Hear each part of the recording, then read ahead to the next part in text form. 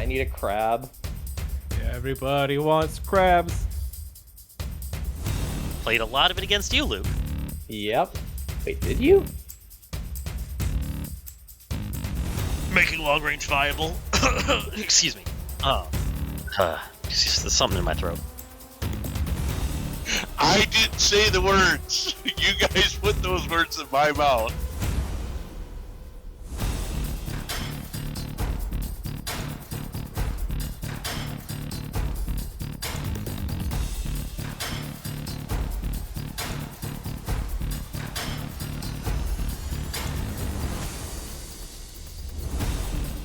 Welcome to the Odysseus Legion Podcast. Hello, and welcome to the 10th episode of the Odysseus Legion Podcast. I'm your regular host, Nicholas, and joining me today are our two usual suspects, Garner. Hello. And Luke. Hello. Along with the returning special guest, Chris. Hey, how's it going? Today we are talking about Alpha Strike and our format for Alpha Strike, the Odyssey. But before we get into that, what have you guys been up to, BattleTech or otherwise? I've decided that I'm going to run a Russell Hog Dominion list, and so I'm painting up some Silver Root Keshik mechs, trying to, do a whitish blue scheme with the red like claw slashes on in different places. It's going okay. I feel like I've had some good successes and some horrible turnouts with some of the red paint. It makes me unhappy, but it's going well overall. I have tips for you if you'd like. I may have to reach out and get some tips because, I feel like I get a good base coat and then like I'm trying to do the claw marks and I almost think I've got too much water and it just ends up going too thin everywhere and I feel like I've dried off the brush and just going too much straight paint, and then I feel like I'm glomming it on too thick. So yeah, we'll have to chat. I am back in school for a packed semester that is getting more packed, but thankfully it's a lot of fun classes this time around. So, but apart from that, I have mostly been working on a few different painting projects, finishing up the last of my pile of shame as it stands, and once I have that done, I can buy more mechs. I may have already bought more mechs. They are in the mail right now, but Say it isn't so. listen, the Ranger pack came out. We are recording this on Friday the 30th. The Ranger pack went live on Catalyst website 2 days ago. And I looked at that and I was like, yeah, I think I need an avatar. Don't we all? I need 2 copies of that box. Yep. Yeah, the avatar, the Venom, basically everything in it except for the Chimera is good, and at least the Chimera has the decency to look fun. True. Me, I have just been continuing to work on my second trinary of Smoke Jaguar, because I can only get into a paint mode to paint one faction, and then I work on that until I get the desire to go work on another faction. Eventually, I will go back to my Federated Sons, but at over 100 and something units painted for them, I think they're good for now. I have not been playing as much BattleTech as I would like. We just, life has gotten in the way. We are just starting up season 1 of the Iliad for 2026, so games are going to be happening. The most interesting thing I've done is I game mastered a session for the little local RPG league kind of monthly thing, and players killed a bunch of mechs, got some experience. I'm very excited because the next time I get to play, I get to bring back my Ultra PPC Panther, and I've upgraded him, so now I believe he has the cluster ability, so he can Ultra PPC at clusters +2. So he's turning into a gross little bug. Once I upgrade his piloting again, There's apparently another ability where you can have your cluster hits all hit the same location. So he's going to be an Ultra Panther that can just smack the same location for 20 damage. Oh, God. Well, I mean, it works like how called shots work. Yeah, 6, 7, or 8. Yeah, so it's not guaranteed hitting the same place. No, but it's weird fun, particularly when I can also cluster Ultra Fire my SRM4, and if that all hits the same location, that's also pretty gross. Yeah. Fun fact, this is how Ultra Autocannons used to work with targeting computers just normally. I now have an extra Goliath if anyone wants a Goliath for some reason. I would like an extra Goliath. Alright, we'll have to talk about trades. Okay. Whatever. As long as it's not something that came out in the Cretan boxes, I probably have at least 2, if not 3 of them. I need a crab. I am currently painting my extra crab as a Night Chanter, unfortunately. No. Everybody wants crabs. Listen, I don't have a crab. That's going in the intro. I don't. I want a crab. I don't have them. And then I'll have to see what else I need. Most of the stuff in the Comstar boxes, because I don't own those. Yeah, they're reprinting level 2s, so Are they? there should be a shipment coming in. Yeah. Oh, There's- thank. Yeah. Yeah, the Catalyst. I have my gripes with Catalyst, but I will say it's really not their fault that international shipping and the environment is complete garbage. Yeah, I was posting about this a while ago, where it's like, yeah, like there's a lot of legitimate criticisms you could make of Catalyst as a company, mostly to do with the fact that BattleTech really caught them flat-footed after 2020, and they have not expanded enough to deal with the increased demand. However, the whole like, oh, we're gonna start doing like a huge amount of business with contract manufacturers in China. It's 2018. This will never be a bad idea. That's a little bit less their fault, especially with the state of American plastic manufacturer. What are you gonna do? Just Yeah. Anyways, back on topic. BattleTech is a game that's been around 40 years. You know, the traditional BattleTech on a hex map with the miniatures, rolling 2d6. You have the whole full-size sheet of paper record sheet for each individual unit. Scantron. Yeah, that's commonly referenced as classic. It's officially sort of referenced to as Total War, as a version of BattleTech. More recently, a version of BattleTech came about called Alpha Strike, which condenses and in some way simplifies the game so that you can field more units like easier and faster, and it switches primarily to off of a hex-based map into a measured by inch typical war game battlefield. Instead of a full-size sheet of paper record sheet for each individual unit, the information is condensed down to what can fit on essentially a standard trading card size card. It keeps a lot of the essence of the game, but makes it faster paced, more units. It's used a lot more in competitive events. You know, the Assault series of tournaments have really started and focused on Alpha Strike and are just more recently branching more into classic / Total Warfare. It is the newest version. It's gaining a lot of steam among converts from other war games, and I know that... Hello, I'm one of those. Well, kind of. I played before. Yeah, I think Garner and Chris among us play more Alpha Strike than anyone else. I've played some.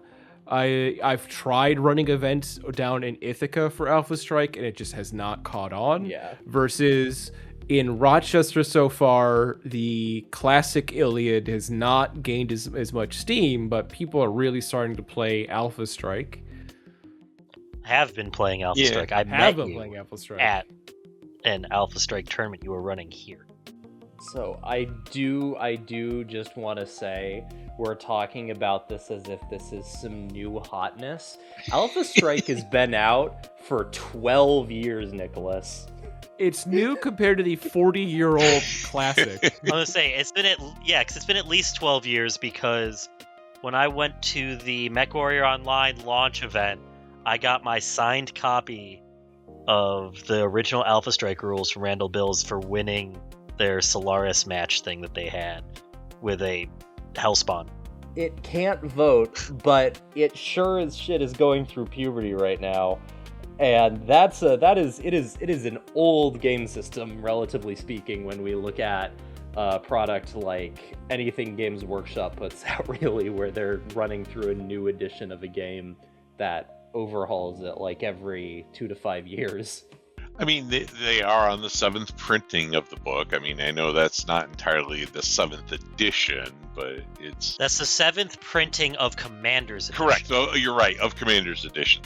There was the original Alpha Strike rulebook. I think had one second printing, and then they swapped to Commander's Edition. Yes, I think it was like 2015. 2019 was when Commander's Edition came out. I believe Alpha Strike started originally as sort of like a fan/agent project that got picked up by Catalyst Game Labs, and it's kind of got if I remember correctly, it kind of got rushed into development and production, hence the first rulebook, and a lot of changes as they really saw wider play in the second rulebook, Commander's Edition. Yes.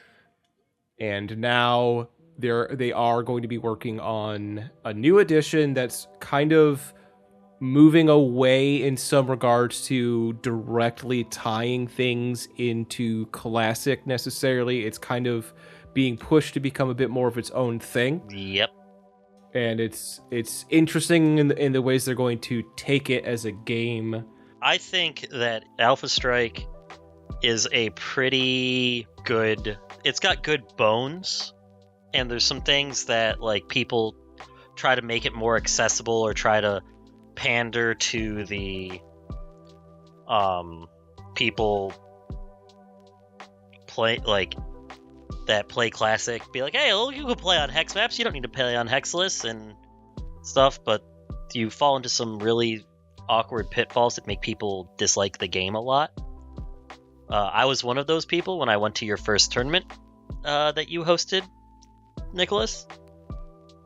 Because I don't know if you remember, but I got a little just like annoyed at the whole situation and how conversions worked, and you were trying to explain to me that no, you've got good ratios with your crazy super spreadsheet that you have, and I'm like, yeah, but that doesn't help when everything just dies as soon as it shows its head. Yeah, I will agree that is probably one of the downfalls of Alpha Strike, is that things do die fairly quickly. Particularly if you can get some focus fire on them from a couple mechs. But that's also kind of what I like is that I won't say that you can play a longer Alpha Strike match than you would a classic, and vice versa. I'm not saying that Alpha Strike is always faster or slower, but it feels like you can get through a turn faster or an action faster. I don't feel like I'm trying to decide which weapons I'm firing. Okay, now I got to roll clusters, or I got to roll a hit, then I got to roll clusters, then I got to roll, damaging in groups of 5, or, individual points, and, each missile is different. I think that aspect that's not what I'm talking about. I'm not talking about the snappy gameplay stuff. Oh, okay. I'm saying that when you're playing it on hexes, you have a certain level of survivability. Like I expected my first list, I had a Night Star. But I think my Night Star died in one turn of being in medium range. Yeah, so we've had some conversations about this, and we should move some of this up into Odyssey, because we're going to be talking about the problems of hex-map play versus not hex-map play as part of that. But yeah, there's definitely different elements, because when you're playing with a map, particularly the feel of the terrain, where there is the way you block line of sight on hex-map is very different than blocking line of sight and interacting with terrain in hexless. Sure.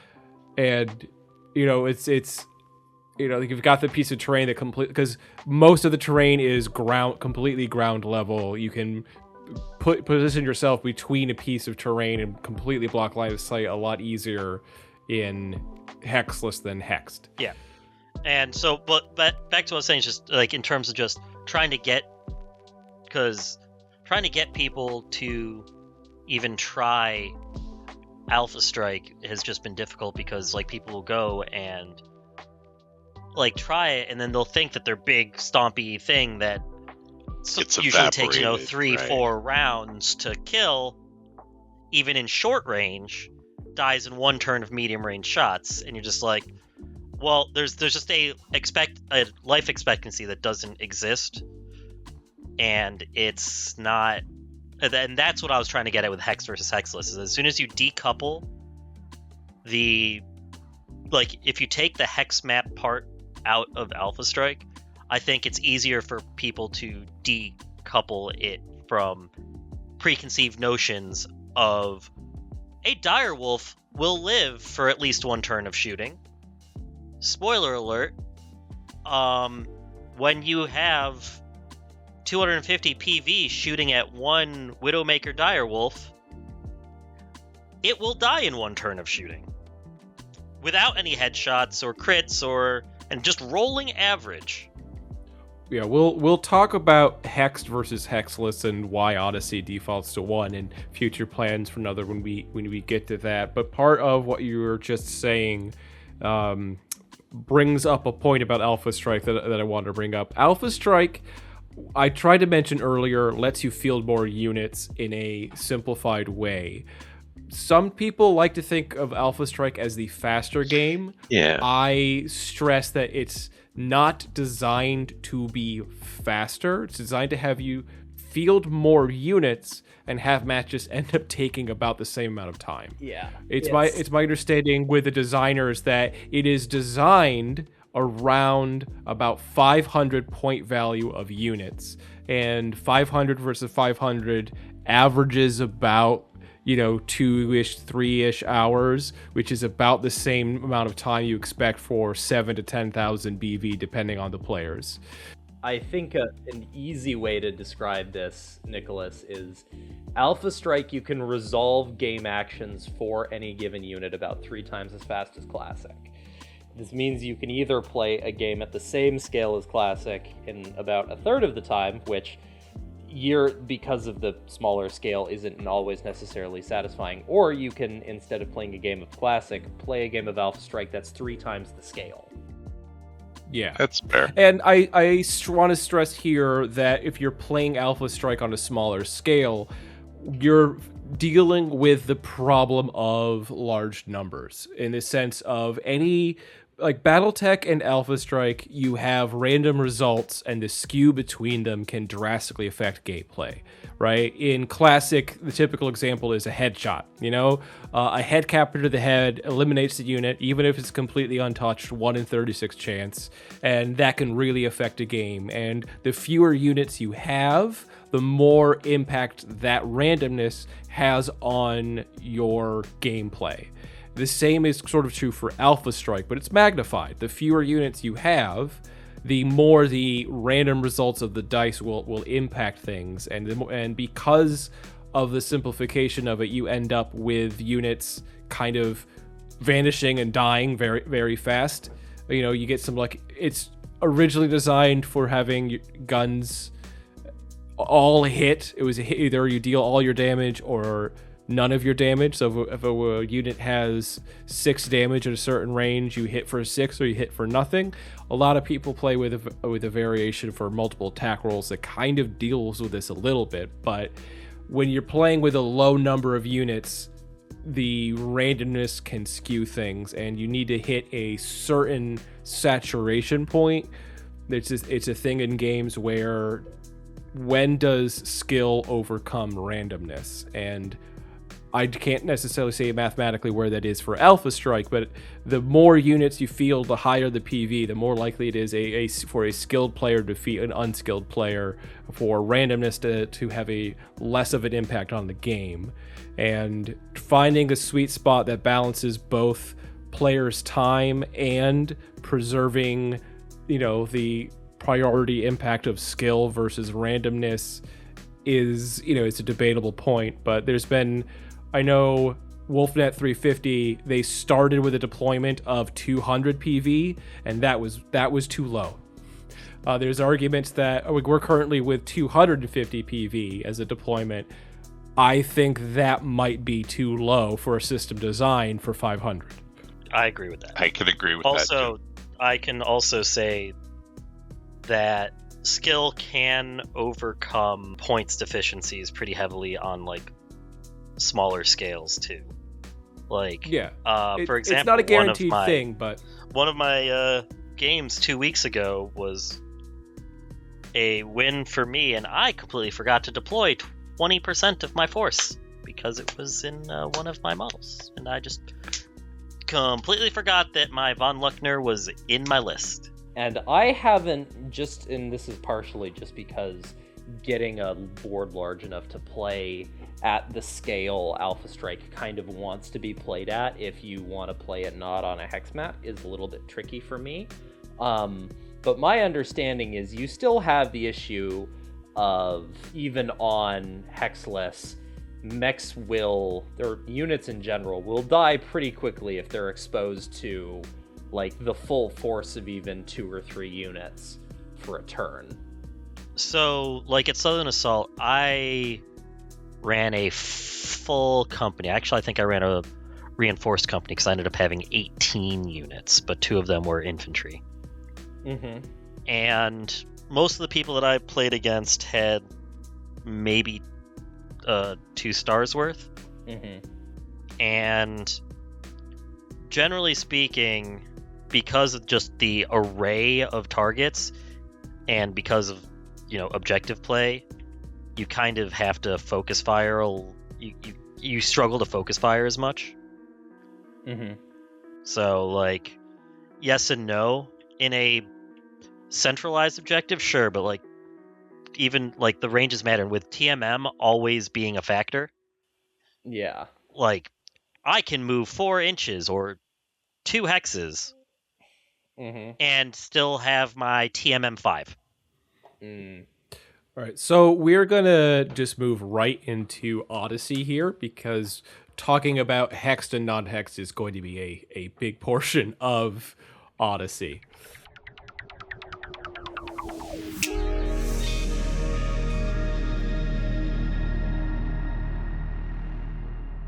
This entire project almost started as a conversion of Wolfnet 350 onto hex-map. That's where a lot of the inspiration comes from. There was a long debate early on about lots of other things, but it ultimately a lot of the origin comes from that. And part of the choice was to preserve a bit of more of a feel of classic BattleTech, but also maintain the original goal of creating something that's easy to play in just any friendly local game store. Playing on the standard, I forget how large it is, but like 40 by 60 inch field of battle. For hexless? For hexless, yeah. What's the standard size?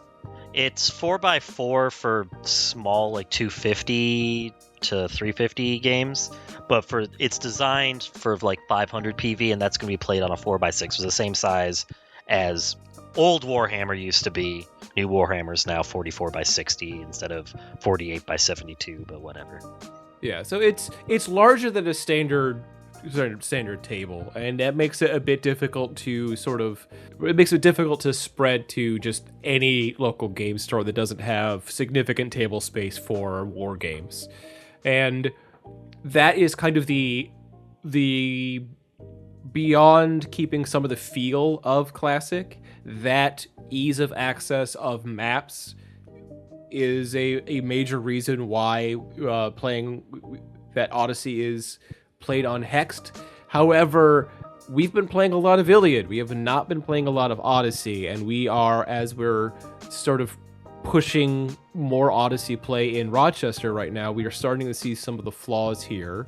Also, Garner and Chris, you guys have been going out and playing a lot of Hexless in tournaments and whatnot, and seeing how that operates and how that feels. And so I think part of a conversation is what to do with Odyssey. How can we develop it, move it forward? Because I think we have a good starting position. I think there's a lot more that could be done and developed, because there are definitely some flaws in playing on hex-map. And what Garner was just talking about in terms of TMM is it is exacerbated because, as we're saying, with Hexless, it is easier to find a position to block line of sight. Yes, there's going to be mass targeting of things that can be seen. Garner has a lot of insight into what he was saying, and I just want to emphasize that on a hexed map, not only is the line of sight issue very different in terms of and targeting, but there's also a higher issue of TMM just in terms of there's more trees. There's more trees, there's more partial cover. It's easier to increase a unit's TMM and make them harder to hit, which means lower TMM units are going to be higher priority targets and easier to gang up on. So your big guys are just going to be better targets sometimes and vanish off the board. And it's definitely an issue. Yeah, like I lost a game this week because I could kill everything but the little TMM4 thing zipping around the board. There was two little Savannah Masters. I dropped an artillery strike on one, and the other just ran around and did whatever it wanted. I'm trying to figure out like where I really land between hexless and hexed, because I would say in hexed maps, the ones that'll come in most of the box sets, there are sufficient map variety to mitigate or change. However, if you want more density of terrain, you can have it, or you can go far less. And I think when you think of Alpha Strike as a hexless game, when you go to an event, the tournament organizer, the event organizer, is usually setting up those maps, and they strive for a balance. Yeah, you're going to be able to hide. You're going to be able to get partials. You're going to be able to, move from cover to cover type thing. And but you could do that, I think, as well in hexed. What I'm frustrated with in my head, and this is not with anybody here, is trying to figure out how to take the Odyssey system, which is great for local game store organizing, and how to produce that into a hexless scenario without it looking almost identical to WolfNet 350, which, from my perspective, player placed terrain frustrates the hell out of me, because I think what you'll end up with is people setting up bunker situations where it's like, oh, I'm going to hide these units in this little walled off area and use my indirect fire and just bomb you at range. That becomes a huge thing. Player placed terrain is just it's disaster on its own. With it irrelevant of anything else, player placed terrain is literally asking for feels bad moments. Correct. That's when looking at it, and it's not to say that I'm like, ooh, hexed is the solution, but it is the best of all bad solutions out there. and not to say that it's bad, but it's one of those things where as I look at it, and like I've seen situations where one side, when the two players get together, one person will pick this horrendously dense terrain map, and you go, okay, looks like I'm never going to have line of sight. And that's both good and bad, but it really comes down to, well, if my force is slow, like we'll say has 8-inch movements or so, basically 4 hexes, trying to cross a 17 hex map, that's 4 turns just to cross my map. Now I might have to cross the whole other map, and that comes into gameplay, and I get it. And you can sprint, and there's lots of ways around it, but that's where I feel a little bit like hexless. I don't feel as tied in, constrained when I'm playing on a hexless map versus playing on a heavy terrain or terrain-rich hexed map. I always feel like I move so much slower than I do on a hexless map, or the hex map is slower than a hexless. I think, honestly, that us playing on hexed maps has helped us be better at playing on hexless, because people are... I don't think any of my opponents, maybe except one at Nova, used sprinting on anything that had guns. Mm. Oh, no, actually, I think my second to last round opponent at Southern Assault did, but that was to go and hide from my LRM carrier swarm. Yeah, you use sprinting to get away, quote unquote, as opposed to looking to get into a better position for the next round. Like a lot of times, playing C3 at Nova, what was it? Yeah, it was Nova, and I think at Southern Assault as well. Like one of the tactics is like, I don't care about my spotter locus that's out there. I just need to get into short range. So my 30-inch move plus 15 more inches for sprinting, I'm anywhere I want to be. And oh no, I lost the 1 point of damage that I could get, to suddenly get more damage at long range or medium range at a discounted target number. So I one of the things that at Southern Assault, the classic, they played on the blank field tech neoprene maps, and then they placed 3D printed terrain on it, and so it was a hexed 3D printed terrain map, and I really enjoyed that. But it was classic. Now, I will say that on several of the hexless Alpha Strike maps, they did have the same 3D printed terrain pieces out there, and that's handy. You basically are like not measuring the hexes. You're not moving by hexes on that 3D printed terrain, but it did help in the sense of giving you some height and levels, and it wasn't it was easy to place and easy to kind of get your head around, because you didn't have to try and figure out like, oh, does the head of my mech stick out over this? Can I get that line of sight? It was much easier to say, hey, this is level 1, BattleTech terrain. I know my level 2 or my two level high mech can see over this, so you don't even have to think about it. So there's some advantages to using that kind of 3D printed terrain on a hexless map, but I don't know where that crossover is for.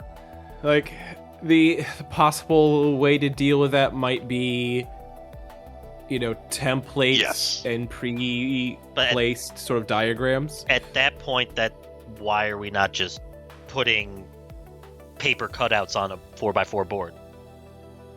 Yeah, that'd be it. Paper cutouts on a 4x4 board. Then why are we using mats? Yep. It's a dilemma. I mean, none of us is suggesting why don't we just do player place terrain, which would solve the problem, or having and again, I know a lot of people out there play WolfNet. It's a popular format.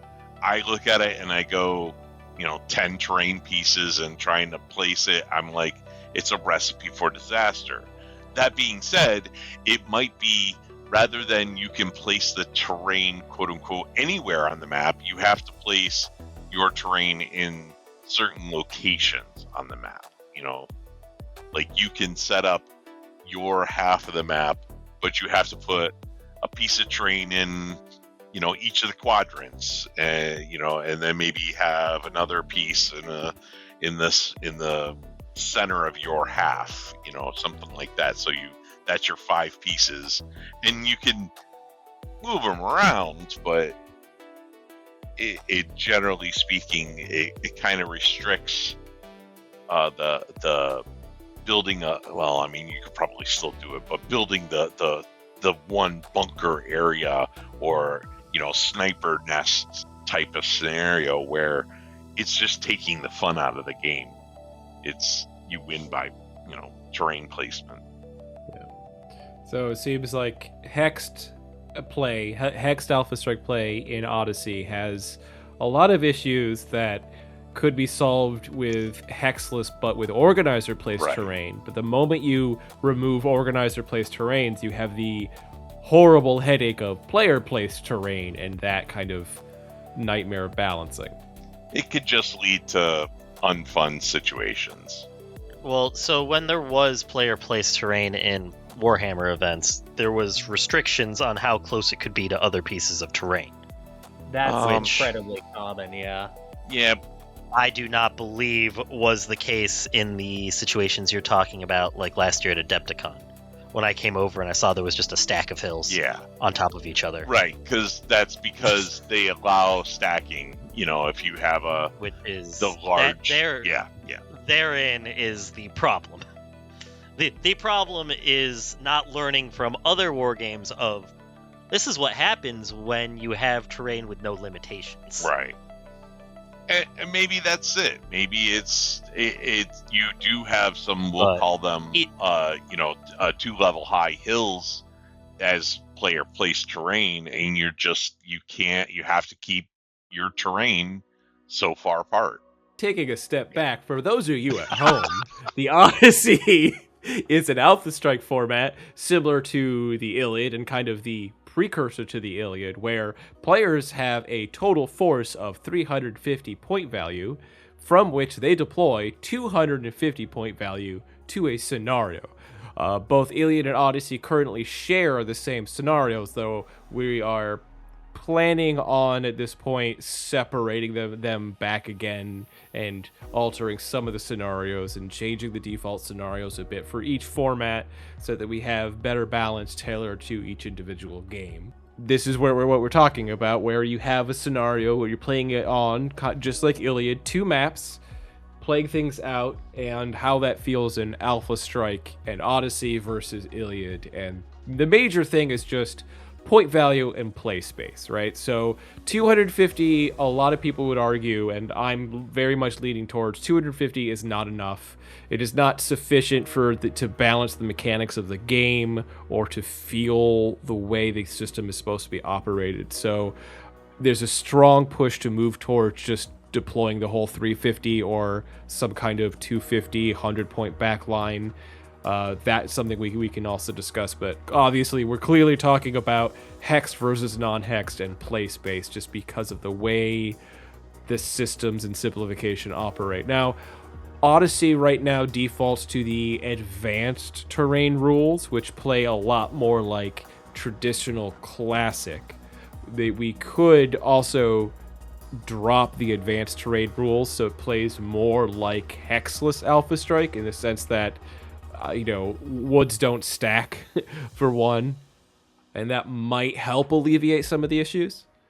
I think it would, if you stick with paper maps where you have heavy woods and light woods, I mean, it could alleviate some of those issues. So, if I'm shooting into or out of, or if I'm shooting into heavy woods, it just being the standard +1 Alpha Strike woods bonus or modifier, that could be of benefit. That changes a lot. If woods were just woods and light and heavy weren't separated, I think that TMM monsters wouldn't be as much of a problem. Right, because TMM effectively, force, right, yeah. because effectively right now, even though your pilot is a skill 4 base, you're effectively a skill 3 base if you're thinking in classic terms, because you don't get attacker movement modifier. Or your attacker movement modifier is 1 less, I guess, than it would be in classic. So if you walk in classic, it's a +1, it's a +0. If you jump in classic, it's a +3. If you jump in Alpha Strike, it's a +2. So you're effectively a skill 3 pilot. I don't know. My big thing about Hexless versus Hex is that it's harder to decouple the game, and then you start thinking this is how it would work in one thing, and it starts getting confusing if you play both versions. If you don't play both versions, it's not that big of a problem. Before I started playing a lot of Classic, when I started doing the Joint Iliad stuff with Ithaca, I was fine playing Hexed Alpha Strike. I played a lot of it against you, Luke. Yep. Wait, did you? And like it felt fine, but as soon as I started playing both rather consistently, that's where it started to get rough. Yeah. And I primarily play Alpha Strike. Yeah, I do play, Classic occasionally, but far less. And I will say I agree, because my brain says, oh, I'm sitting in front of hexes, I must be playing Classic. That's the first thing that comes to mind. And like a lot of the modifiers in the TMM, for movement and otherwise, it takes me a minute to snick over to I'm playing Alpha Strike hexless, or I'm hexed, and figure out those modifiers that way. I think you said it correctly, though. I think playing hexed Alpha Strike still does help you, or there are some benefits to playing hexed and trying different tactics there, and then bringing them into hexless Alpha Strike as well.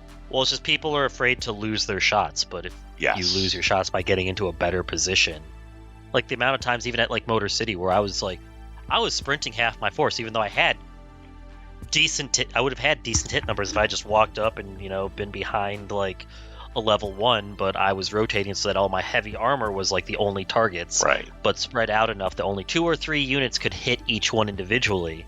I was sprinting my Stalker, like I would leave my Stalker to last and then sprint it up after they moved, because they were petrified of the Stalker 5M.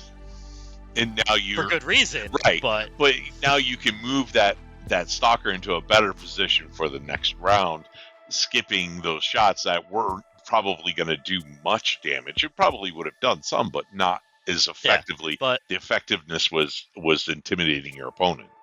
And I think that without being like, and I think that I was no longer afraid to sprint because of how much harder it is to move on the more dense terrain maps sheets, that I was just used to just being, I'm just going to sprint to here. And that just kind of carried over. Yeah, I agree. But I think I would have also learned that from just playing enough of Hexless. It's just, I think that I learned it better on Hexed. Yeah. Or quicker. So, I guess that's an interesting question. In Classic, you can sprint and still be able to shoot. Is that... Not sprint. Or run, yes. Thank you. Because you can't... Yes. Sprint is an optional rule. You're right, yes. Thank you for that correction. Like I said, it takes me a minute to switch between them, but on that basis, you can run in Classic, which is like an Alpha Strike sprint of sorts for movement-wise, but do you...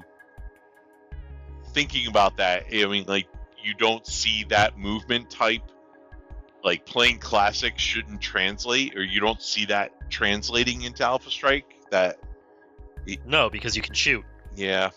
The fact that you can shoot different, like you can choose how much heat you're going to generate so you don't overheat, or you can shoot, like if you could sprint and only shoot half of your ranged shots, then maybe I could see that being a thing in Alpha Strike, but we don't need Alpha Strike to be more murderous. Yeah, no, I agree with that. I don't think adding half damage or whatever you want to call it into your sprint moves in Alpha Strike is necessary. I think I would like to see some type of, you shoot half damage and still sink your heat level by like 1. that could be interesting. That would be really cool.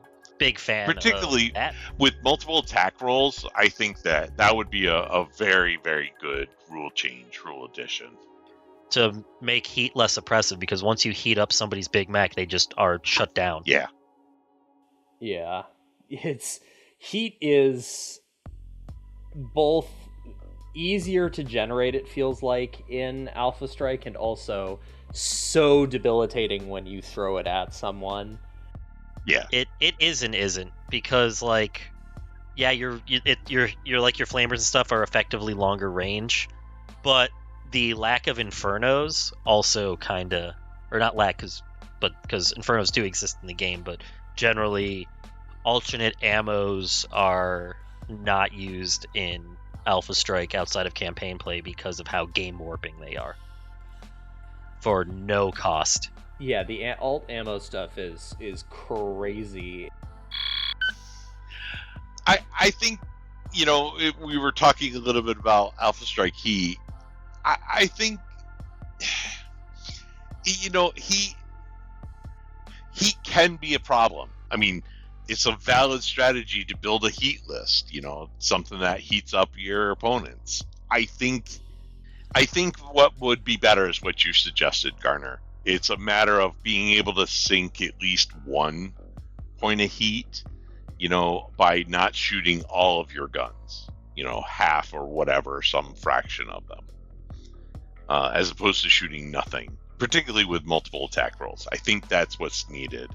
But I think there's too many things that generate heat, or you have to add some limiter to that, to a list construction rules, to avoid people from, just basically cooking your opponent. I mean, we do have a heat limit. I mean, we do now, but yeah. like that doesn't. Yeah, but we didn't before. That's true. You have a player deployment cannot contain units whose combined total heat special ability value is greater than 7. That's, a lot. That, in my opinion. I mean, that says I can pretty much, hopefully heat up 2 mechs, to 2 heat and shut down 3 mechs, or 3 mechs next turn. Yeah. So, I mean, I'm not saying to change it. I don't think that it needs to be adjusted, but I think a heat list, even with 7, is a lot. It could make people stressed. One way of describing it. Yeah. I think I said at some point like 2 per 100 PV, which that is a 7, so for a 350. So yeah, that's fine. Like I said, it's keeping it from getting too crazy, which is I think. But anyways, moving on. We went on to a heat rant. Random. You guys got heated? Yeah, we got heated. Yeah, we did. Boom. Talking to Gardner and Chris about various tournaments and events they've gone to, it's pretty common for players to field a total of 350 point value of units just off on the board. Now, this is varied sometimes between a primary and a reserve force and reinforcements and other sort of various things, but it seems like outside of the WolfNet 350, a lot of formats are really deploying a full 350 as a sort of almost a halfway point between 250 as a reasonable size number, like reasonable length game, versus the 500 being okay, that's a little long to try to get done in multiple 3 matches in a day. So playing 350 seems to be an optimal point of fielded units to give you both a shorter, reasonable length game and have a closer to design goal balanced amount of units on the board. The problem you run into with that is that sometimes I feel like the board is a little too small. Yeah, I think if we did a full 350 points, we've talked about this a little bit off the pod about the possibility of playing on 4 maps. Now, just like our conversation with Iliad in the Iliad, 4 maps kind of prevents a bit of the goal, which is making it playable on a standard table at a friendly local game store. However, I think particularly in Odyssey and Alpha Strike, 4 maps might be better. I think, if you're talking about, I would just drop hex maps and just go hexless, or you deal with 2 neoprenes, which is effectively 4 maps. I think.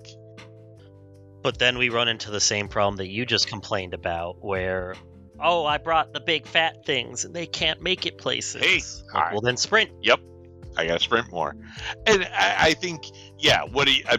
That's the sort of the question I have is like, if I bring slow things and I'm sprinting all the time, if I have to sprint for 3 turns to get into the fight, or to get in, visual range, have a line of sight, what have you solved by adding those extra maps or those extra hexes? Like making long range viable. Yeah, something in my throat. Yeah. You gotta clear that out. You just cough and it goes away. I think you're not wrong in making long range more viable. It is or more common or necessary to play the game. But I mean, then when you look to the earlier discussion, if I've got my TMM4 unit out there and he jumps into a heavy woods, that's also partial, long range, you're never hitting it. You're just not. So there has to be other adjustments. It can't just be create 4 maps. It might mean simplifying the woods again, so you only get the benefit of +1 for woods, and that's it. For up to 6 inches, similar to the Alpha Strike rules. Trying to figure out how to reduce the modifiers to increasing the targets to hit numbers. You can't have long range attacks and then TMM4. That's 8 points right there, or 8 pips, and then you throw on a heavy woods and a partial, and you're just not hitting it. Chris, you are doing something that we sort of haven't, right? So the Odyssey 350, the plan for it would be largely to do 1-day events that were 3 rounds, kind of like a Friday Night Magic type event, a thing that you can do in an afternoon or on a Saturday as like a mini tournament. And what you're doing is a league. So you're basically, there hasn't been a lot of interest in the classic league broadly in Rochester, but there's a lot of Alpha Strike players that have expressed interest in an Alpha Strike league. So this is similar to the Iliad League, where players can play up to 5 games over the course of 2 months. Players are frequently completing 2 matches in an evening, which is pretty nice. And that kind of format, I think, at least locally, works really well. I'm interested in, seeing how that goes and how people are feeling. And in terms of goals for adjustment, if you're going to do a second season, things that might be quick to do and change could be playing with removing the advanced rules for terrain. So simplifying so that heavy woods aren't heavy woods anymore. Woods are woods, and it's only a +1. As well as the season that we're doing, we said we were going to do it in January and February, and we wanted people to get 5 matches done. And the situation is I've already got 3 people who, pretty much have 2 that have definitely completed their 5th match, and 1 person that should have. They were planning on going out and completing their 5th match. So on that basis, I think we're halfway through the season and we've got people already completed, which is great. That to me says people are at least playing the games now. And I think like you said, we have been getting 2 matches in a night. I know I'm learning, or I have to make sure I'm a better eye on the watch to make sure matches aren't going too much past the hour and a half that we've set as the time limit, and making sure, just kind of keeping people moving along. I think it's going well. That's where making adjustments, I would say we would want to move slow on making those adjustments, or get together at the end and talk to everybody and get their feedback on it. I think I would not want to make drastic map changes with one season as the only piece of or the only data point to really work with.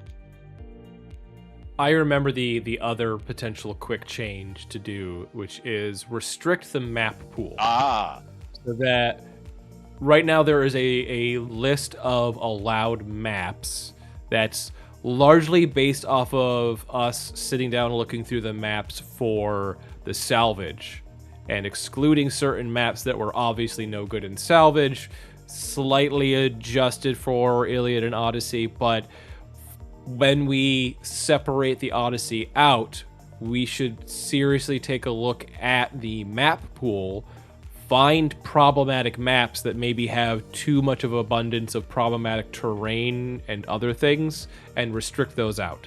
I can get behind that. I will say I don't like dense maps. That's just me and the way I like my maps to look. It slows down the game too much. It slows down the game too much. Dense maps make the game too strong for people that are not spamming jump or high movement units. Period. Yeah. Yeah, I guess. I mean, yes. I think there's something to be said for having some terrain density, though. Having some terrain that is beyond just a level 1, I mean, We're not saying people play on Planet Bowling Ball. What I'm hearing here, guys, is we need a map that both has relatively sparse terrain and also that terrain is very meaningful. I'm going to move to say that double crescents? The only double crescent, that's not good enough. The only map we should allow is Box Canyon. Box Canyon. No. Honestly, the possibly the perfect Alpha Strike map might be just the original classic in the box BattleTech map with a lake in the middle. That's the one that you picked, Gardner, right? That's the one you're thinking? You heard him. It's all we're playing now, guys. When we matched up, the one with Open Terrain 3. I forget the name of it, but it basically has a little lake in the middle, and each sort of corner of the map has like one little piece of terrain. Like one thing is a level 1, one thing ends up having like a level 2 with a little bit of woods on it, whatever. It is very much an introductory map where it has a little bit of everything in the game, but not a lot of it, so that you technically have everything, but large open spaces. I think of that in terms of like it's the closest thing to, okay, we placed some terrain on places evenly spread around the game space kind of thing. But using that as a example of this is a good map. What maps are like kind of like this and similar? Yeah, I can get behind that quite a bit. I mean, I'm kind of scrolling through the maps right now. I think that there are some, like I'm looking at Rolling Hills 2, and I just go, ugh, it's just too much. Desert 3, there's just too much terrain. Or you get up on top of a hill and, you're on probably level 3 from the look of this, and you're just shooting across the map. I mean, there's pros and cons to that. You stick your head up, you're way up in the air. Everybody else can see you. So, I don't know. Yeah. In terms of quick fixes to help balance in Odyssey, restricting maps and possibly changing it, because we're already playing with the optional rules of advanced terrain, just switching to the standard terrain rules, even just for conversion in terms of hexed by the Commander's Handbook, those two switches might push things to be a bit more balanced. And those are not big changes. Those are, we're no longer playing with an optional rule. Now, the thing is, we originally played with those to keep things closer to Classic, where you basically, hey, Classic rules, you can walk in and you can play. But that also means people who are used to Hexless Alpha Strike kind of have to learn new rules, or have to start playing with option rules they're not familiar with. And then that brings up the question of, okay, is Odyssey for Classic coming to Alpha Strike, or is it Alpha Strike just for Alpha Strike? And I think we should tailor Odyssey for Alpha Strike and not necessarily for converting Classic players. I think that is the right strategy to take, we're playing Alpha Strike to play Alpha Strike. Hey, there's Classic too. If you want to learn it, there's some slightly different rules. And I think that's a better way of approaching it. They need to be separate, and I don't think that they should be gateways into either. I like the missions that we have set up in OD 350 being similar / the same to the Iliad missions, the Classic missions. But they aren't playing out as well as I want them to be now that people are using more high TMM objective jobbers. Which ones are you thinking of in that regard? Supply raid. Yeah. Okay. I just wanted to make sure we were of the same mind. When you're playing with significantly more units on average, the balancing mechanics of supply raid change a lot. And with units being overall more fragile, focus targeting, some of the sort of, core assumptions on mechanics, gameplay, and player operations in these missions don't necessarily function the same, and things should be kind of reconsidered. So having alternate versions of these for Odyssey and Iliad, I think, will make things better. We were talking before about possibly in supply rate for Odyssey reducing the number, and particularly because we're now playing with a different scoring system where it was no longer 1 through 4 objective points. It's now you have a score of 100 maximum through the things. You can make different supply depots worth more or less. You can assign a small number of points for finding a decoy and so on, so that you can find ways to make it function a little bit better. You can concentrate things so it's easier potentially to defend against a swarm of tiny guys or whatever. It is something to consider and possibly talk about more at length than what's supposed to be just sort of an overview of Odyssey and discussion of it. Yeah, I think adjusting the missions is always a good thing, even just to keep the game fresh. You play the same mission over and over again, the game gets a little stale, and it's. We're talking about everybody loves Karnov Day. Damn it, you beat me to the joke. I was going to say, of course, Chris, you want us to add Karnov down. I didn't say the words. You guys put those words in my mouth. No. But yes. He gets so emphatic he redlines his mic there. Sorry. We need governors being rescued. But I think it's still a valid point, whether it be Karnov down or any other mission. Not No, it's not a valid point with Karnov down. Look, I love how our friend Nate listened to our last episode and finally learned what Karnov down is and said, "Oh my gosh, this is horrible. I had no idea." I mean, Zest did the same. Was the same. He's just like, when I showed it to him, he's just like, "Oh my god." I think like I said, variety is a spice of life, if you will. And the Chris, Yes. the most positive person in our entire community I here, know. has to take that position on it. You know it's Right. awful. I get it. So I mean, I think yeah.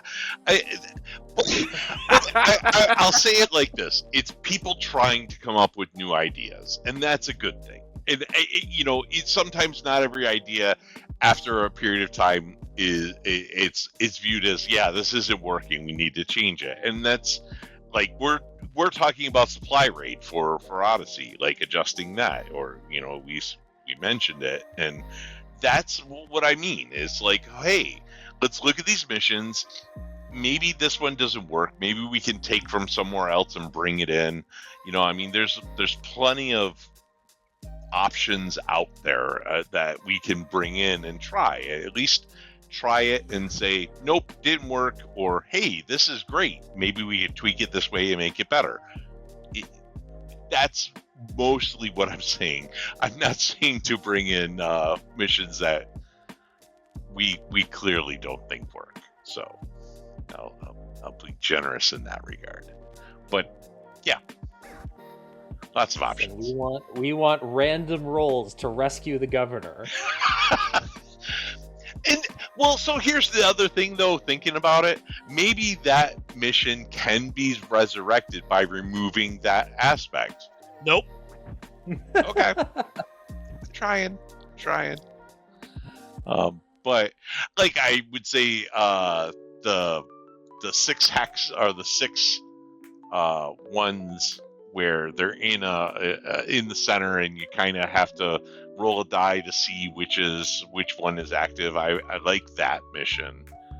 I like that mission. Maybe that's a better supply drop or a replacement. Yeah, actually, that might be better in place of supply rate. But either way, back to the thing. Yeah. The issue with Karnov Down is not the random roll. The random roll just determines winner or loser at the end of the game because it's a tie. Otherwise, it's still a tie. Right. That goes to who killed more stuff, which is then just the go figure. Yeah. Like, Welcome to our new bi-weekly segment. We hate Karnov Down. no, I have a burning passion for Karnov Down. Burning passionate hatred of Karnov Down.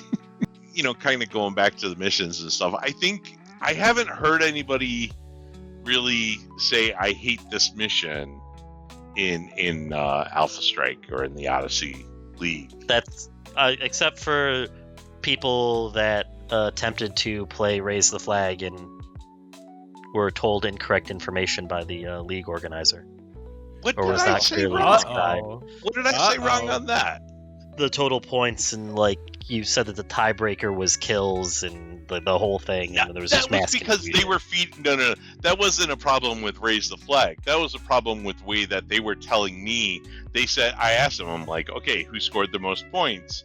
And they said, oh, we tied. I'm like, okay, well, who had the most kills? And they said we tied on that too. So I'm like, oh yeah, I guess we go to the tiebreaker rules. And that's where it was like, how many points do you have left on the board? And then it came out, it was like, no, you guys are misunderstanding it.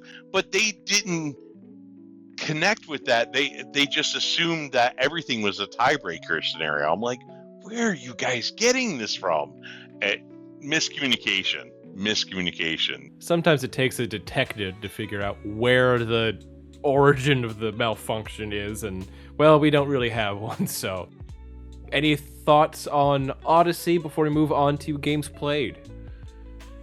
I think Odyssey is a nice format. It's one that I think we need to make some adjustments and continue to tweak, but I think it does a very good job of helping organize gameplay in a small group or a largish group even. So yeah. I mean, people like the WolfNet 350. It's hard to find big giant play space all the time to play Hexless, and if you want that kind of experience and want to play on a hex map that fits on a regular sized table, it's what you got, and it works. Absolutely. Serviceable, but not preferred. Sure. Yeah, it seems like the preferred is hexless with somebody else setting the map for you. When Garner and I set up, I mean, it's pretty clear. We're not trying to cheese each other or anything like that. We're trying to set up a fair game board, one that we've seen elsewhere, and that's the. Well, you got to stop being a nice guy, Chris. Oh. You got to rule with an iron fist. That's right. I got to set up my sniper nests and my hidden bunkers for my indirect fire, and just say, "Screw you, Gardner. I win. I get all the terrain. You have open field. Show up earlier, and you will get the terrain." I have a modest proposal for you guys. It sounds like the issue is with hexless that you need someone else to place the terrain, and that's difficult, and I understand that. Yeah. However, because it's hexless, you can just play this game anywhere. So I suggest you guys start breaking into the model train club and playing on their train tables, because that's all Z-scale, right? Yeah. Like, that's the right scaling you need. You don't have to worry about getting all the terrain. They've already set it up for you. Where's there a Z-scale train club? Yeah. I have no idea. I assume Rochester They're has mostly N or HO. one. Okay, well, Coming from an avid model train enthusiast. Okay. Listen, those bigger scales, it's just mech scale buildings, right? Right. Yeah. That's actually what I used to play Warhammer on my HO scale 4x6 setup that I had when I was growing up. See, it already works. Yeah, that's literally what I did. And it was close enough to scale. It was probably more S scale, but still. All right, so that whole idea of let's come party and play a big giant game at this house, now we have to play on the trains.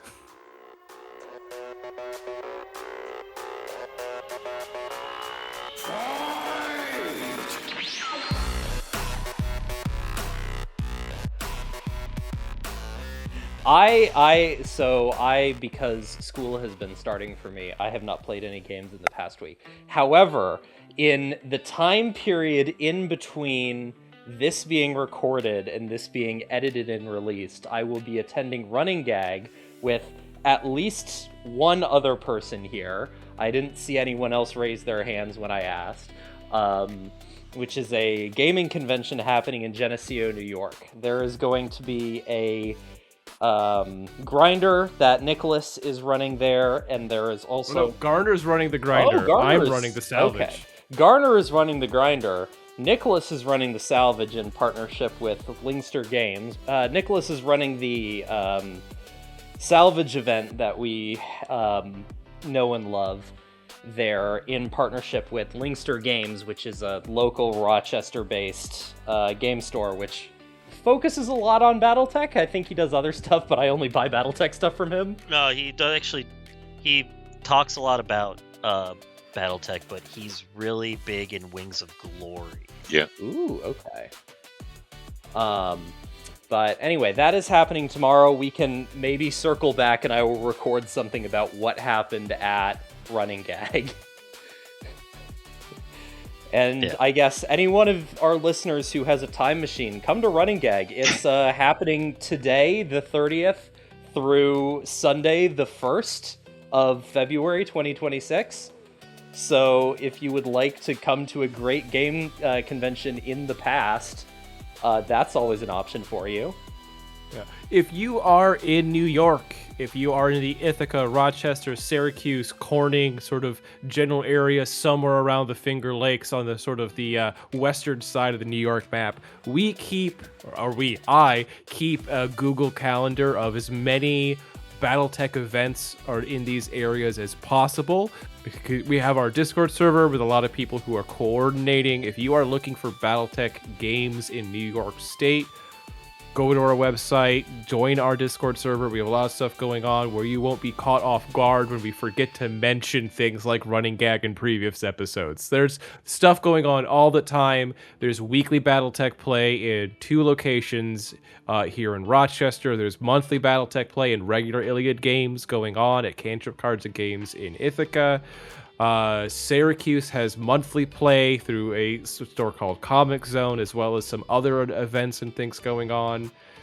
There's lots of BattleTech going on, and we do our best to sort of make people aware and facilitate what we can. If you are in New York, in another city, we are always looking to help promote. We are always looking to work with local game stores.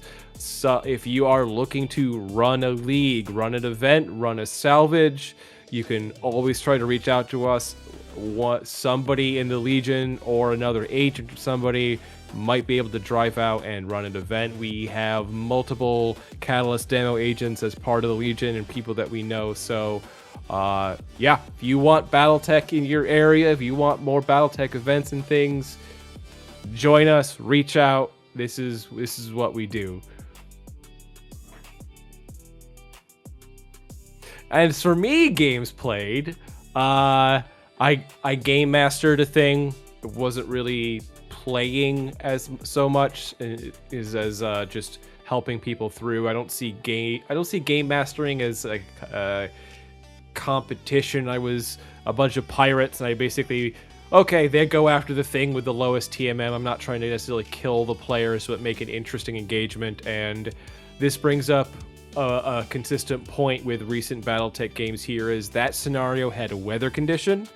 And in my most recent streaming of Monday Night Mega Mech, every single scenario, every single mission that randomly rolled in Mech HQ had a whole bunch of weather conditions. And as cool as they can be in terms of immersion, the moment you add them and things start stacking, it bogs down and slows down the game so much.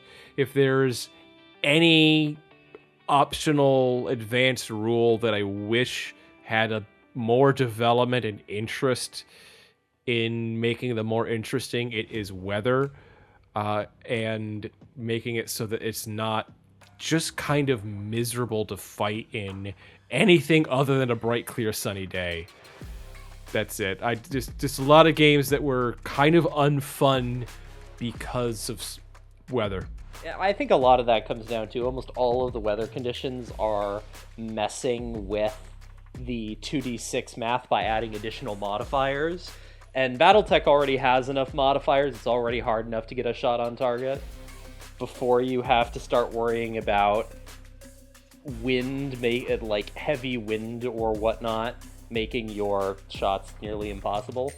And that's aside from, like, I know the movement conditions or the tornado that just kills all of your non-mech units instantly. Oh gosh. I've definitely deployed in Mega Mech not realizing it was a tornado and watched all of my non-mechs just die instantly. Mm-hmm. Like, what the hell? It's funny. I mean, like, some friends of mine, you know, we often talk about game design and games and stuff like that, and we talk about the concept of playability versus reality, you know, and if you look at history in general, not every battle or fight or things happen in those perfectly sunny days. So, I mean, I think this is one of those scenarios where playability says you're just going to play and fight in a perfectly sunny day, whereas reality is none of that. If you want the reality, it's there, but I think for ease of play, it really comes down to ignoring those rules or ignoring those situations. And I've done that. And Gardner, I don't know about you, but and many times when I would get to an Alpha Strike tournament, and there's like things like lava on the board and the terrain, you could play with lava, and 9 times out of 10 it's like, yeah, that's water. You know, it's, you look at your opponent and we say that's water, or that's not on the field. We just ignore it completely. And that's fine, I think, as long as you and your opponent can agree. But the point being is, you know, if it's slowing down play without really providing what the people at the table want, ignore it. Move on. So at Nova, there was the random battlefield conditions. There were 2 conditions that just turned off TSM. Right. Oh, that's great. Yeah. One condition was so much. Yeah. You generate 1 heat. Right. So you're always... And the other one was you lose 1 heat. Cool. I loved hot. that. What? How are mean- you turning off TSM with weather? Well, you It's too hot. Your hot, heat sinks yeah. don't work well enough. Or it's too cold. Your heat sinks work too well. And does it do anything else? it just makes life miserable. It gives you modifiers It just to hit. messes. and- Yeah, it just or- adds or subtracts one heat. So if you took mechs with OV, you got to OV for free every turn. If you I took, see. It's basically you are standing in water forever, or Yeah. you're not, or you're standing in lava forever. It was not well. But that was random, so that's why it wasn't well thought out or well balanced. But anyways, So, any other matches, Nicholas? Back to matches. That's all I got. I hear. I've heard about a game you played, Chris. Which one? Against Gardner? That would be the one I would have heard Yeah. about. Well, so I mean, I don't know what you're talking yeah, about. I'd say been playing the OD350 for for the month of January, and it's been going well. I've played 4 matches. The first time, why didn't we play the first week, Garner? Because you decided that you wanted to help everybody else out instead. I mean, that makes sense as organizer. So yeah, in any case, I played 2 matches that first week, and this particular second week of the season. I played a match against one of the other guys that hadn't played a match, got him all set up, got him going, and did really well. Then connect up with Garner to play the second match, and what we played, was it VIP? Yeah, VIP. VIP mission basically is you select your 2 highest PV units, and they are your commanders, and the goal is to kill them and try to collect their heads, so to speak, collect the token that they drop, and then get objective points for that. I don't know. I think I was doomed from the beginning. I felt off, but it worked. So basically, I have a C3 lance, and and that one I actually had a double lance, or I had 2 lances, one of vehicles, one of max, and I just couldn't get out of the starting gate, and everything that Gardner was shooting seemed to just my mechs just evaporated off the field. And Well, when you have two 5 health LRM carriers sitting in the open, yeah, I don't know what you really expected. I couldn't get them to terrain. You stood behind woods and then went around the woods. No. Well, the reasoning behind that is because I was using the woods to limit the range, the direction of fire that could come in. Like your von Luckner that was up on the hill, you couldn't shoot. You had to shoot through the woods, so it gave me But I would have to shoot through the woods anyways, just like the locust. The locust was a big mistake, yeah. So the challenge is running a C3 list is I have insufficient ECM, where Garner was able to neutralize my... That's not true. You had the exact same amount of ECM I did. Right, but positioning of those was critical importance, and I didn't have my ECM where it needed to be to protect the entire force, and Garner was able to exploit that quite well. You fell prey to Yes. the same thing that I tell every single person that runs C3. I need to be in short range, otherwise it's trash, and why am I taking it? But frequently I was. I mean, I was getting some good mods. I was getting some good shots. Yeah, off. but you were focusing super hard on trying to be in short range, where if your LRM carriers just stayed all the way on the back line and just shot, even if you were getting medium range shots, you would have deleted me because I took 10. I was trying to get lined up on your VIPs, which you kept way in the backfield. Your Cauldronborn and your Masakari, sorry. They were in the back, and they're through too many woods and other terrain that I had to move around a little bit, and it just wasn't working in that regard. I should have kept the vehicles in a different area and used the my Orion and Catapult and I thought Cyclops. You were going to put the LRM carriers on top of one of the crescents because you chose the level 2. You chose the double crescent map. Can't go up a hill. 4-inch movement. This is why I also am frustrated with hexed maps. Is that 4-inch movement can't go up a hill because vehicle 4-inch movement. So I'm now a little bit less sympathetic of your plight, Chris, because I tried running a C3 list with this is the 3055 LRM carrier upgrade, which drops it down to urban mech land speed movement. Yes. But adds on a big electronics package and more ammunition. And you get what you deserve for using those things. They mauled up the side of hills at the speed of smell. Yes. They are awful to play with under any conditions. On a hex map, they are god-awful. On hexless, they are gods. I mean, on hex-map, I've had great success even against your full BRA list. The BRA list I thought did fairly well. I mean, you were also 6-inch movers for most of your guys. Your partisan, that was your partisan, and yeah, but I'm just saying that I had those two 3055 upgrade LRM carriers in that match. Yeah. In any case, good matches, even many that I lost, which was fine. I've been having a good time with it. Lots of matches played.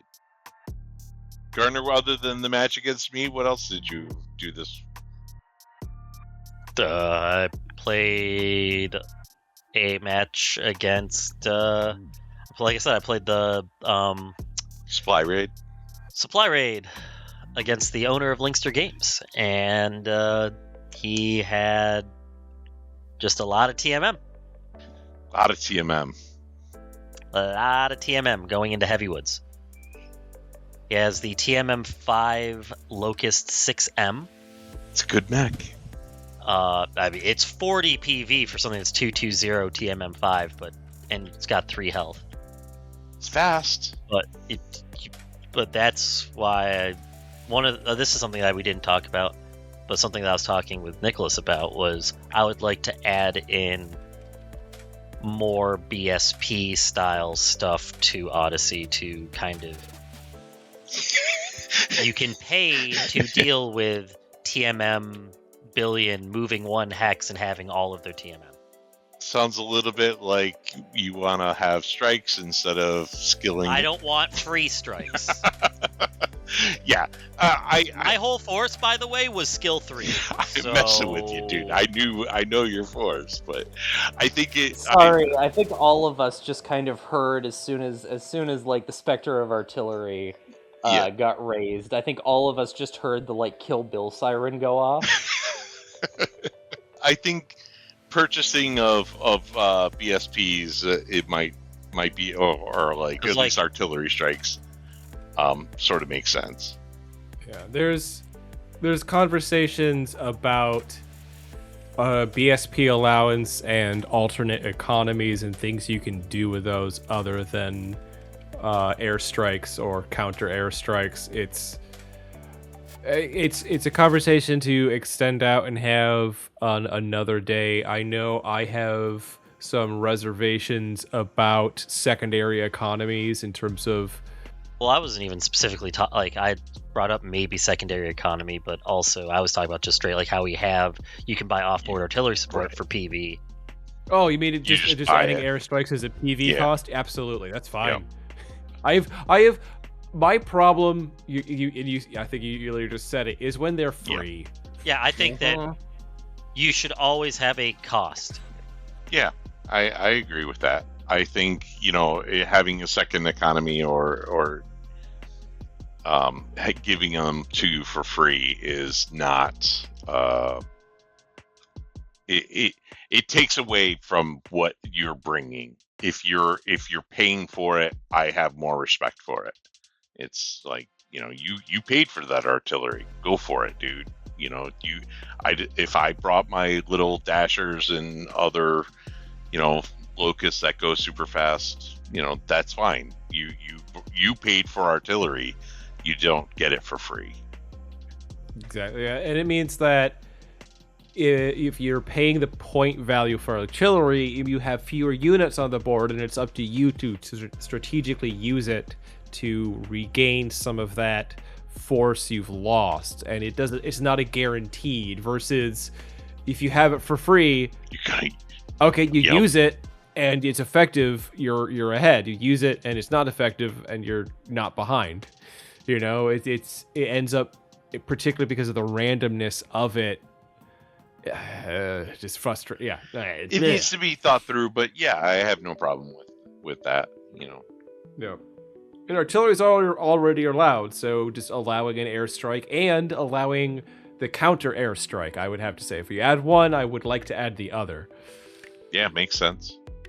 Yeah. I mean, I don't feel like they slow the game at all, and it's not like you're trying to break open a book to figure it out. It's more or less like, figure out your target, and roll a die and apply damage. It's really that straightforward. So 3 possible changes for the next season of your league there. Map restrictions, switching to standard hex/hexless terrain rules, and adding airstrikes. Yeah. Sound like good changes. As of this record, we are recording on the 30th. Tomorrow is the 31st, and Sunday is the 1st. So Sunday, the 1st of February, is going to be the start of the 2026 Iliad Season 1. We're starting a month late. The plan is still to have 5 seasons this year, with the end of the year overlapping on a special narrative season with Charybdis Moon. More information coming out on that soon. Soon TM, soon being between now and the heat death of the universe. So soon being sometime between now and preferably maybe late November. I feel like we get to the year 5 billion and you release the rules for a thing we were doing in 2026. Maybe not great. Also confusing why how am I still around? Ask Robert House, president and CEO of Rob. We're gonna have to transition over to Fallout. We are now a Fallout podcast. Yeah. All right. Well, thank you for joining me, guys, and talking about Alpha Strike. Absolutely. Thanks for having me.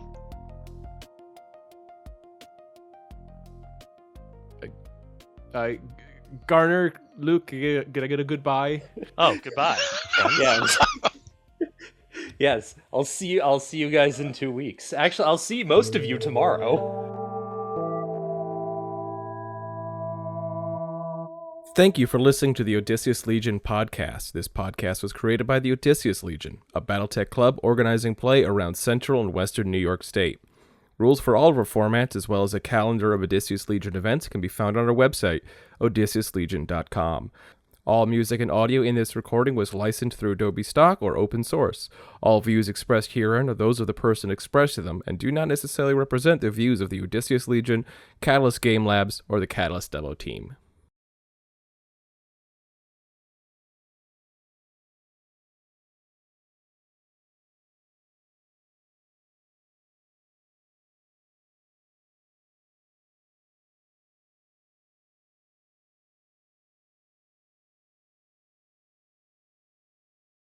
You guys should be aware by now, when I slip into my whole, public persona telephone voice, I start saying things like okie dokie, and then I code switch out to that fucking piece of slutty shit. back. I'm gonna back up real quick to the first part of that where he says life is getting in the way. Life in this case is Path of Exile. Not necessarily. I've been using that to cope with some other stuff. Well, I'm going to cut all of this. Like, no, I wanted that I want that Path of Exile clip in there. It might be at the end. Is it the new one, the Path of Exile 2? No, it's the old one. School. Yeah. I play a lot of it. It's kind of my relaxing, happy place while stuff's going on. Oh, yeah, but okay. your Cheddar just walked up to me. You guys can keep talking. I'm just gonna just take her right outside. So I'll be back in a few minutes. Okay. So she never comes back to you? Oh, Cheddar, hello. Could at least mute your mic first. It would have been nice. Are we gonna go out into the cold? Yes, we are. Oh, he'll figure out the waveforms in his own time. Yeah. You didn't mute your mic. Yeah. So we heard everything. We paused. Cute cheddar noise things and the 90-year-old grandmother squeezing her grandkid's cheek. It's like cheddar beads. I love that dog. Okay? I don't blame you. It's a cute dog.